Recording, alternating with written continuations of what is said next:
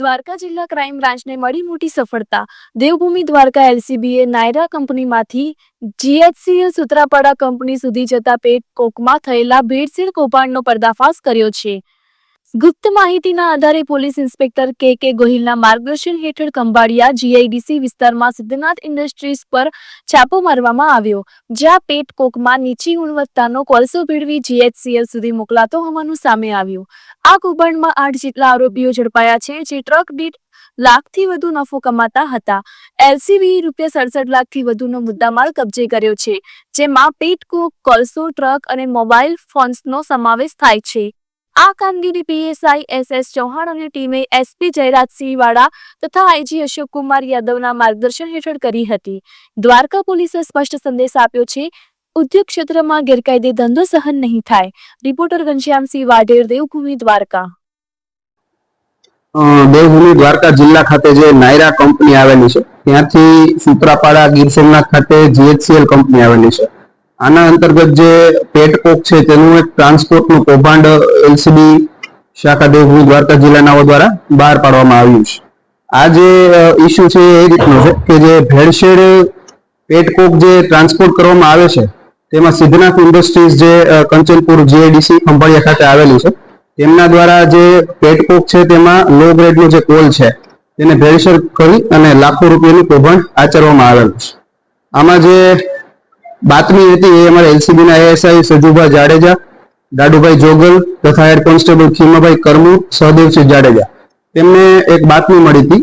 તેના આધારે તેમના દ્વારા કંચનપુર જીઆઈડીસી ખાતે જઈ અને આ કંપની જે આવેલી છે તેમના દ્વારા જે ટ્રાન્સપોર્ટ કરવામાં આવે છે તે ચેક કરવામાં આવ્યું અને એમાં એફએસએલ અધિકારી છે તેમને રૂબરૂ બોલાવી અને આ જે મુદ્દામાલ હતો તેને એફએસએલ ખાતે ખસેડવામાં આવ્યો હતો અને એને અનુસંધાને ત્યાં જાણવાજોગ દાખલ કરવામાં આવી હતી। આ તપાસ દરમિયાન જે એફએસએલ માંથી આપણને પૂછતા કરવામાં આવેલ એના અનુસંધાને એવું જાણવા મળેલ કે આ જે જથ્થો છે તેમાં ભેળસેળ મળી આવેલ છે। તેના અનુસંધાને આપણે જે range IG Ashok Kumar Yadav sir છે, જિલ્લાના પોલીસ અધિક્ષક શ્રી જયરાજસિંહ વાડા સરની સૂચના મુજબ પોલીસ ઇન્સ્પેક્ટર કે ગોહિલ સાહેબ તથા આપણા પીએસઆઈ શ્રી ચૌહાણ સાહેબ અને તેમની ટીમ દ્વારા આમાં તપાસના આધારે ખંભાળિયા પોલીસ સ્ટેશન ખાતે તારીખ 6/11/2025 ના રોજ બીએનએસ ની વિવિધ કલમો હેઠળ ગુનો દાખલ કરવામાં આવ્યો હતો। આ જે કૌભાંડ છે તેમાં જે મુદ્દામાલ જે પકડવામાં આવ્યો છે તે કુલ મળી અને 67,50,629 રૂપિયાનો જે મુદ્દામાલ છે તે કબજે કરવામાં આવ્યો છે।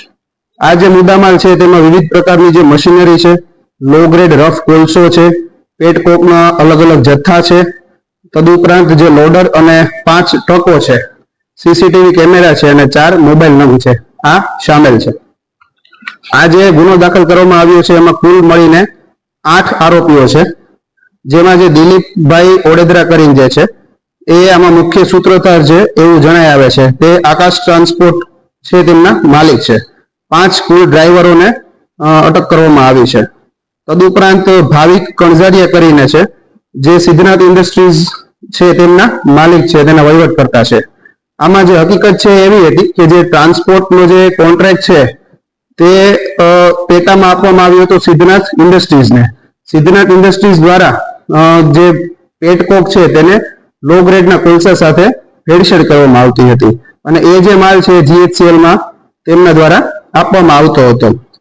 આમાં કુલ મળી અને લગભગ અત્યાર સુધીમાં અમારી તપાસમાં 8.5 લાખ જેટલો જે છે રકમનો એ અનુચિત લાભ આરોપીઓ દ્વારા એકબીજાને મિલીપણું કરી અને મેળવવામાં આવ્યો હતો। આગળની જે તપાસ છે એ પીઆઈ કે ગોહિલના એલસીબી ચલાવી રહ્યા હોય।